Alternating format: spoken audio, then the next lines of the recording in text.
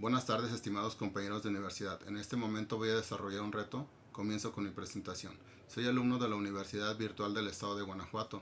El nombre del módulo es Protección Internacional en materia de derechos humanos. Nombre del reto 5 es Criterios del Sistema Interamericano de Protección de los Derechos Humanos. Nombre de mi asesor es el maestro José Luis Gaona Esparza. Mi nombre es Juan Campos Guerrero. Mi matrícula es 210-37413. La fecha de elaboración va a ser el 7 de diciembre de 2024. Explicación de los hechos del caso. Se refieren a la presunta desaparición forzada del señor Rosendo Radilla Pacheco, que habría tenido lugar el día 25 de agosto del 74 a manos de efectivos del ejército en el estado de Guerrero, México. Según la Comisión Interamericana, las alegadas violaciones derivadas de este hecho se prolongan hasta la fecha por cuanto el Estado mexicano no ha establecido el paradero de la presunta víctima ni se han encontrado sus restos a más de 35 años de los hechos. Existe total impunidad ya que el Estado no ha sancionado penalmente a los responsables ni ha asegurado a los familiares una adecuada reparación. Explicación del proceso ante la Comisión. El 15 de marzo de 2008, de conformidad con lo dispuesto en los artículos 51 y 6.1 de la Convención Americana, la Comisión Interamericana de Derechos Humanos sometió a la Corte una demanda en contra de México, la cual se originó en la denuncia presentada el 15 de noviembre del 2001 por la Comisión Mexicana de Defensa y Promoción de los Derechos Humanos y por la Asociación de Familiares de Detenidos Desaparecidos y Víctimas de Violaciones de Derechos Humanos en México. El 12 de octubre de 2005, la Comisión aprobó el informe número 65-052, mediante el cual declaró admisible la petición.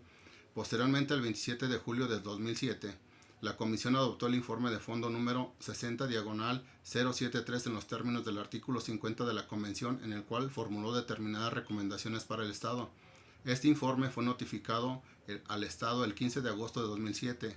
El 13 de marzo de 2008, tras haber recibido la información aportada por las partes con posterioridad a la adopción del informe de fondo, y al considerar que el Estado no había cumplido plenamente con las recomendaciones, la Comisión decidió someter el presente caso a la Corte.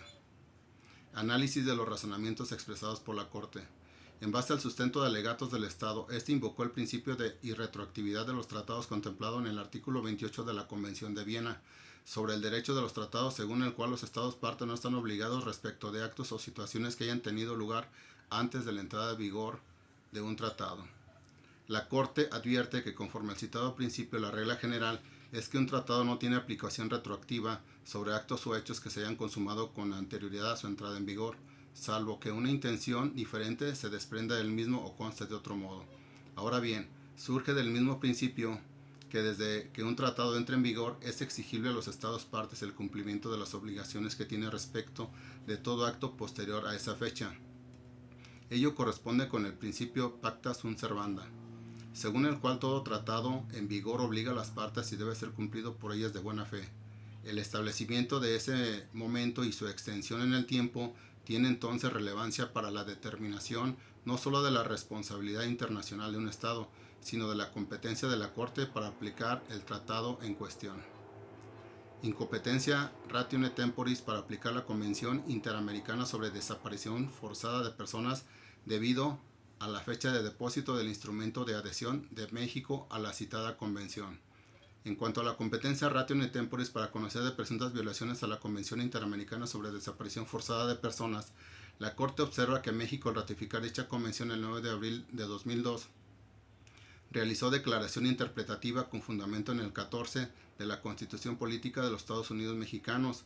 Se entenderá que las disposiciones de dicha convención se aplicarán a los hechos que constituyen desaparición forzada de personas, se ordenen, ejecuten o cometan con posterioridad a la entrada en vigor de la presente convención. Al respecto, el tribunal advierte que el artículo 14 de la Constitución Política Mexicana, al que hace referencia a la declaración interpretativa, dispone inter alia que a ninguna ley se dará efecto retroactivo en perjuicio de persona alguna. De esta manera, la interpretación debida a los términos ejecutan o cometan es una consecuencia que el propio tratado realiza de la desaparición forzada y con el efecto útil de sus disposiciones, de manera que su aplicación incluya los actos de desaparición forzada de personas que continúen o permanezcan más allá de la fecha de entrada en vigor para México, es decir, 9 de abril de 2002, en tanto no se establezca el destino o paradero de la víctima. En el caso que nos ocupa, se alega que la desaparición forzada del señor Radilla Pacheco continúa ejecutándose.